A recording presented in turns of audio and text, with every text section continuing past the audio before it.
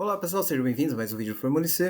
A gente está dando sequência às nossas aulas de ferramentas da qualidade. Então a gente falou recentemente sobre carta de controle, tá? E hoje para completar, a gente vai fazer aqui a ferramenta que sai quase como um casadinho aí com a carta de controle, que é o histograma, né? Então eu resolvi colocar aqui as duas ferramentas quase juntas, porque quase sempre quando a gente fala de carta de controle, principalmente X barra e R, que foi a carta que a gente estudou nessas últimas aulas, a gente também fala de histograma para fazer lá o controle estatístico de processo, o famoso CEP, né? E o que acontece? Essa ferramenta é bastante importante, também dá uma visualização, uma avaliação gráfica muito prática, muito rápida, para você entender como um processo está funcionando. Eu, particularmente, gosto muito dele quando eu estou falando de comparação entre dois processos, tá? E a gente vai entender um pouquinho disso um pouco melhor, e também para desenvolvimento de um novo processo. Esses são os dois momentos que eu, particularmente, gosto de utilizar essa ferramenta. Mas tem muita gente que gosta dela também no controle contínuo ali de uma série de produção, de qualquer coisa ou coisa do tipo. Tá? Então, vamos entender um pouquinho como é que ela funciona, começando por a curva e depois pelas causas especiais que a gente identifica com o histograma. Bom, essa aqui ao meu lado é uma das apresentações mais comuns para o histograma, né? Então, às vezes ele também pode ser apresentado na horizontal ou na vertical, tá dependendo da aplicação. Às vezes a gente acaba colocando por conta do aproveitamento de um formulário, coisa do tipo ali na posição vertical. Eu particularmente gosto muito mais dele na horizontal, acho que fica mais fácil de lê-lo, né, e de perceber ali o que a gente precisa dentro do histograma em si, tá?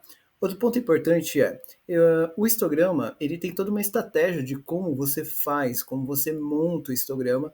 Inclusive você pode utilizar softwares como o Excel ou qualquer outro software de estatística para gerar um histograma para você. Se vocês quiserem, deixe aqui nos comentários, a gente pode ensinar você a fazer um histograma passo a passo lá no Excel com bastante tranquilidade. Dá até para fazer ele junto da carta de controle, calculando lá CP, CPK, PP, PPK e tudo que você precisa para começar a fazer controle estatístico do processo, se essa for uma necessidade para você, tá?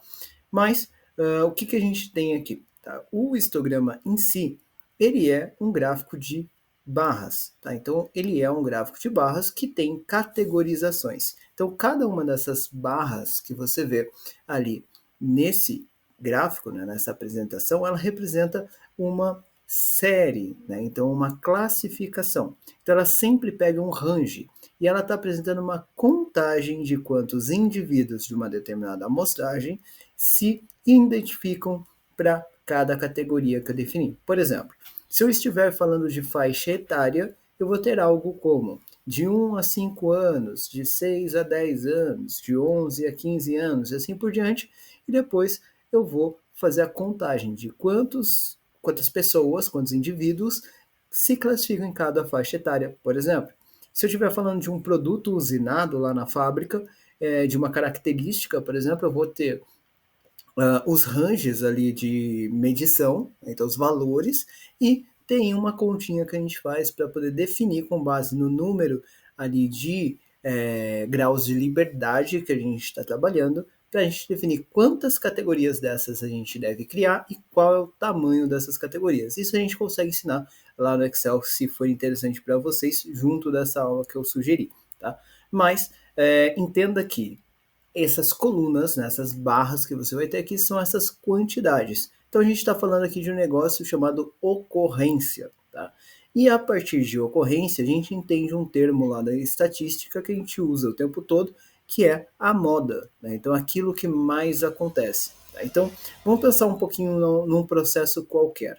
Se eu tenho um produto sendo produzido, eu quero que a moda, ou seja, o valor que mais acontece, seja o ideal. Né? Então a ideia do histograma é simplesmente essa: ela te mostrar se o valor que você tem como mais comum, né, como mais provável para um produto qualquer, seja aquele valor ideal para o seu projeto. É isso que a gente está tentando monitorar com o histograma ali no primeiro momento. Tá?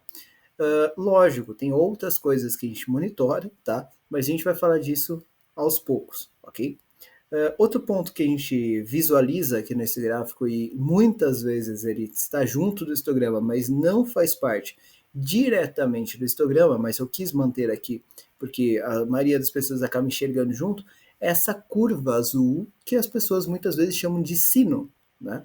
Que na verdade é uma curva gaussiana, né? Então, uma curva gaussiana é uma curva calculada com estratégia estatística, tá? E ela faz uma suavização da sua apresentação. Por isso que ela vai estar sempre acompanhando ali o seu gráfico do histograma em si, tá? Na prática, o histograma não tem essa curva de Gauss, mas é muito comum que a gente a utilize, porque com ela fica mais fácil de você avaliar quantos sigmas você tem de distribuição, tá? Então, é por isso que ele acaba aparecendo ali junto, tudo bem?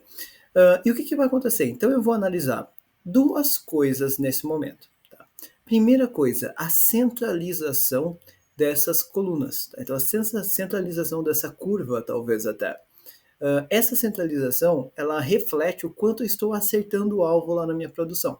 Então imagina que eu tenho um produto com uma especificação qualquer e eu tenho como objetivo que o centro dessa minha curva, né, desse meu histograma, esteja alinhado com a característica ou a dimensão ideal lá de especificação do meu desenho. Tá? E eu tenho um outro fator muito importante que seria a dispersão, ou seja, quanto mais colunas você tem, quanto mais aberta, espalhada estiver esse sino, né, essa curva, pior. Quer dizer que o seu processo está cada vez menos previsível. Né? Então, ele tem uma área de distribuição muito grande, o que faz com que ele fique mais difícil de você prever, consequentemente mais difícil de você controlar. Olha que interessante. Né?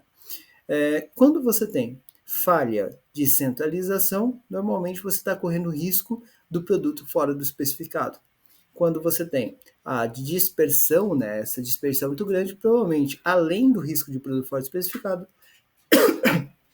você pode deixar passar coisas ali que estão escondidas dentro do processo e você não está enxergando. Tá? E esses efeitos são enxergados, são visualizados como causas especiais aqui dentro do histograma. A gente vai falar de cada uma das causas especiais dele na próxima apresentação aqui, tá? Mas enfim, por que o histograma aparece então junto com a carta de controle? Né? Se os dois, de certa forma, falam de estabilidade. Quando a gente falou lá de carta de controle, você está monitorando, principalmente uma carta X/R, que é uma das mais utilizadas, você está monitorando constância. Você está monitorando se aquilo é previsível, digamos assim. Né? Então, se aquilo é estável. Né? Então, lá é uma carta de estabilidade. Tudo bem? Agora, uma coisa pode ser estável e ser ruim. Né? Então, por exemplo, né, sempre brinco com os alunos que uma pessoa que ganha o salário mínimo todo mês, ela tem um salário estável. Ela sabe quando ela vai ganhar todos os meses, mas não é um bom salário. Portanto, é estável, porém ruim, percebe? Agora, eu posso não ser estável e não ser também assertivo, né? Então eu posso não ser estável e estar deslocado. E aí eu tenho um problema muito grande. Então a carta de controle ela mede essa estabilidade, o quanto eu posso contar com aquela condição. Agora, o histograma, ele não mede a estabilidade, mas a normalidade dessa curva, tá? Que é uma condição um pouco diferente, porém complementar. Né? Então, aqui, quando eu falo que eu tenho lá na carta de controle estabilidade e aqui no histograma eu digo que a minha moda, aquele valor mais provável, é centralizado, é ideal, então ele está bom e tem grande probabilidade de continuar bom, porque eu tenho estabilidade, lembra disso? Então as duas coisas, elas se complementam, tá? Quando eu falo lá na carta de controle que eu tenho estabilidade e aqui o meu histograma está muito apertadinho, né, tá bem fechadinho, poucas colunas, quer dizer que eu tenho estabilidade, né, então está bem previsível, né, eu posso confiar naquele processo e a flutuação da minha produção é pequena. Olha que legal. Né? Então a confiança desse processo acaba sendo muito grande. Tá? Agora, se eu tenho estabilidade lá e eu tenho uma dispersão muito grande, quer dizer que aquela média que a gente está avaliando lá atrás talvez não seja tão confiável assim, porque eu tenho uma flutuação muito grande, eu tenho muitos valores oscilando dentro dessa média. Tá? Então pode ser que ela esteja me enganando. Se eu tenho lá na caixa de controle estabilidade garantida, porém eu chego aqui e o meu histograma está deslocado, quer dizer que eu estou estável, eu posso constar que vai contar que vai continuar do mesmo jeito, só que está ruim, né? É o caso lá do salário mínimo. Então o que acontece? Usar essas duas ferramentas juntas é muito útil. Tá? Então é por isso que a gente utiliza isso desde muito tempo, né? Desde lá do começo do controle de processos, né? Do controle estatístico de processos, justamente porque são duas ferramentas que combinam muito bem. Tá? Então, basicamente, uma visão inicial, esse é o histograma. Tá? Então, o histograma ele vai te mostrar centralização e ele vai te mostrar dispersão, num primeiro momento. Tá? Agora, a gente vai dar uma olhadinha em quais são as causas especiais que você pode ter quando você está analisando um histograma. Aqui do meu lado esquerdo, a gente tem 5 condições de histogramas diferentes, tá? E apenas a primeira é adequada. Tá? Então, olha que interessante, 5 condições diferentes, só apenas a primeira representa um processo normalizado, né? Então, processo que eu posso contar com ele, digamos assim. Tá? Que é essa curva normal, que a gente chama, tá? Então, onde você tem uma simetria entre o lado esquerdo e o lado direito da curva. Tá? Então, isso é o esperado para a grande maioria dos processos. Tá? Um detalhe importante que eu gostaria de frisar aqui, né, o que eu estou falando aqui sobre histograma e sobre carta de controle é sempre pensando num processo genérico, ok?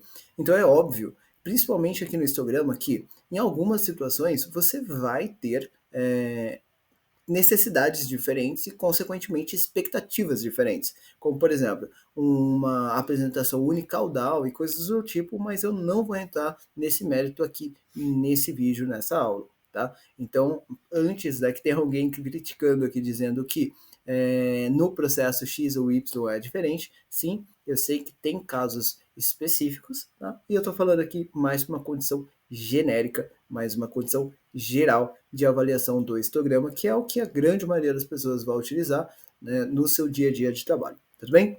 Bom, o número 2 ali é quando você tem um centro, né, uma moda deslocada. Tá? Então, o que está acontecendo ali? Você tem uma ocorrência muito grande para os valores que estão à esquerda ou à direita, tá? Ele também pode acontecer à direita, e depois você tem uma distribuição pouco proporcional para todos os outros valores. O que isso quer dizer lá no meu processo? Se eu tiver um gráfico exatamente como esse que está aparecendo aqui, que eu tenho uma probabilidade muito maior de valores próximos da especificação mínima, ou até de fora do especificado para menor. Tá? Então, fica muito fácil de você poder analisar isso. Tá? Então, é isso que essa condição quer dizer. Tudo bem?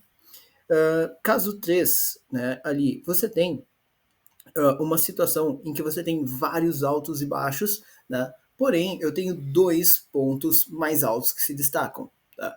Isso a gente chama um histograma bimodal. Tá? Então, acontecendo 2 modas ao mesmo tempo. O que isso quer dizer? Você pode não ter percebido, mas o seu processo, na verdade, são 2 processos. Tá? Como assim, Lucas? Tem exemplo disso? Tem. Imagina que você tem o mesmo processo, mesma ferramenta, mesma matéria-prima, mesma máquina e 2 operadores. Talvez os 2 operadores trabalhem de forma diferente e você não sabia disso. Talvez você esteja comparando 2 máquinas que deveriam funcionar igual e as duas não funcionam igual por algum motivo. Talvez você tenha um setup acontecendo ali e esse setup está fazendo com que o seu processo funcione de uma forma ou de outra. Eu já vi coisas do tipo, dentro da área de medição, por exemplo, acontecer por conta de elementos de fixação. Né? Então, existia uma possibilidade de montagem em 3 condições diferentes, e aí aparecia 3 modas quando a gente fazia o estudo. Por isso, quando a gente está fazendo estudo de MSA, que é o estudo de capabilidade da medição, de forma bastante grosseira, a gente faz justamente uma avaliação com o histograma, para que a gente possa entender se eu tenho uma curva normal nos meus resultados ou não, porque a metodologia nada mais é do que um processo produtivo. Né? Então, a gente não produz produto, mas a gente produz ali resultados, e esses resultados têm que ser confiáveis, né? A gente tem que ter confiabilidade metodológica, como a gente diz. Tá? Então, a mesma técnica que a gente usa lá no processo, a gente também usa na área de metodologia para isso. Tá? Então, bimodal quer dizer que você tem 2 processos misturados. Uma pausa aqui nesse item 3, e eu gosto sempre de fazer aqui, ficar um pouco mais claro isso. Às vezes, em muitas situações, você quer fazer comparação entre dois processos. Tá? Então, na área de metrologia, a gente faz isso para medição. Eu estou medindo no laboratório A e eu estou medindo no laboratório B. Será que os resultados são confiáveis? São semelhantes? Eu posso confiar que o resultado tanto do laboratório A quanto do B são equivalentes? Será que se eu estou produzindo uma peça lá na minha fábrica, na célula A ou na célula B de produção, será que esses produtos são também equivalentes? Né? Então, esse tipo de pergunta. A gente pode até, às vezes, chamar isso, né, de uma certa reciprocidade desses processos, ou coisa do tipo. Tá? Essa técnica de você usar um histograma para fazer essa comparação é muito legal, é muito bacana. Algumas empresas, como a Honda, por exemplo, motores, usa justamente dessa forma porque isso facilita a visualização. Você pode, inclusive, quando você for fazer isso, dependendo do seu software, ou se você tiver no Excel que dá uma liberdade bastante grande para isso, né? Nem todo software traz essa possibilidade, mas você pode ter os lançamentos do seu caso A e caso B que você esteja comparando, talvez até um caso C que você esteja comparando em cores diferentes. E o que você quer? Se a sua intenção é demonstrar que os resultados são semelhantes, você quer que essas cores se misturem, formando uma curva normal, colorida, parecida com o caso 1, por exemplo. Faz sentido? Agora, se acontecer de você ter uma separação natural entre verde e vermelho, por exemplo, se essas foram as coisas que você escolheu, então quer dizer que aqueles dois processos ou mais não são equivalentes. Olha que interessante, fica muito mais fácil de você comparar isso. Tá? Inclusive, você pode medir a taxa de similaridade desses dois processos. Tá? Essa é uma forma de se fazer isso, uma forma estatística de se fazer isso que funciona muito bem. Tá? Exemplo que eu defendo muito. Você está lá no seu laboratório de metrologia, você tem a necessidade de aprovar um sistema de medição que acontece no laboratório de metrologia, né, lá dentro do laboratório, e esse mesmo sistema de medição ou essa mesma medição acontece também lá no chão de fábrica, né, lá fora. E você tem que provar que esses dois resultados são equivalentes. Essa é uma forma de você fazer isso que funciona muito bem e é aceita em avaliações e tudo mais. Tá? Próximo passo é o caso 4. Né? O caso 4 ele tem uma estabilidade, né? Um caso que a gente chama de distribuição platô. O que quer dizer que, né, de certa forma, existe a mesma probabilidade de ocorrência de todas as classes, ou de quase todas as classes. Isso quer dizer que seu processo está totalmente fora de controle. Né? Então, que qualquer coisa pode acontecer com a mesma probabilidade. Isso é horrível. Né? Esse retângulo que ele forma parece confortável. As pessoas iniciantes até costumam achar que ela está legal, né? Que isso é bom, mas não, isso é péssimo, porque quer dizer que o seu processo está totalmente fora de controle. Tá? Então, isso pode acontecer porque realmente o seu processo está com uma variação absurda, pode aparecer porque talvez a sua amostragem não foi bem feita, então talvez tenha alguma falha ali na sua amostragem, ou porque a sua amostragem foi muito pequena, tá? Então isso aqui costuma acontecer quando a sua amostragem é muito pequena. Então você normalmente precisa aumentar a sua amostragem para ver se ele vai continuar com um platô ou se ele vai começar a formar ali um dos outros, uma das outras formatos, uma das outras figuras, tá? Isso pode acontecer. Às vezes você pegou uma amostragem muito pequenininha, até por conta ali da pressa na hora de fazer o estudo, e ele não teve amostragem ou dados suficientes para poder construir o gráfico correto e mostrar para você qual é a condição adequada ou real daquele processo que você está analisando. Tá? E por último, a gente tem ali o caso 5, né, que é esse zigue-zague completo ali. O que a gente tem nessa situação? Né? Esse caso, ele faz esse zigue-zague, ele é muito parecido até em algumas situações com o caso OK, que seria a curva normal, tá? Porém, esse zigue-zague não é aceito. Tá? Então esse zigue-zague não é legal. E se você notar ali do lado direito, ele tem as últimas duas categorias que ficam afastadas. Tá? A gente pode chamar esse carinha de dente de serra, por exemplo. Tá? Então o que ele faz? O tipo pente, às vezes o pessoal chama também. esses dois carinhas ali que são afastados, ele mostra que tinha alguma coisa que iria acontecer ali, mas talvez também por uma amostragem pequena, a gente não conseguiu perceber, tá? Então, muito provavelmente, se você aumentar a amostragem nesse caso, ele vai acabar virando um bimodal. Tá? Então, porque ele começou a juntar ali, ele começou a acumular. Se você continuasse fazendo essa amostragem, ele iria mostrar um caso bimodal ali para você. Então, esse caso 5, por conta disso, também não é aceito. Tudo bem? Conhecia todos esses casos aqui, conhecia todas essas estruturas, já pensou em utilizar histograma e card controle de um jeito? Deixa aqui para a gente saber disso. Eu fico por aqui, até a nossa próxima aula.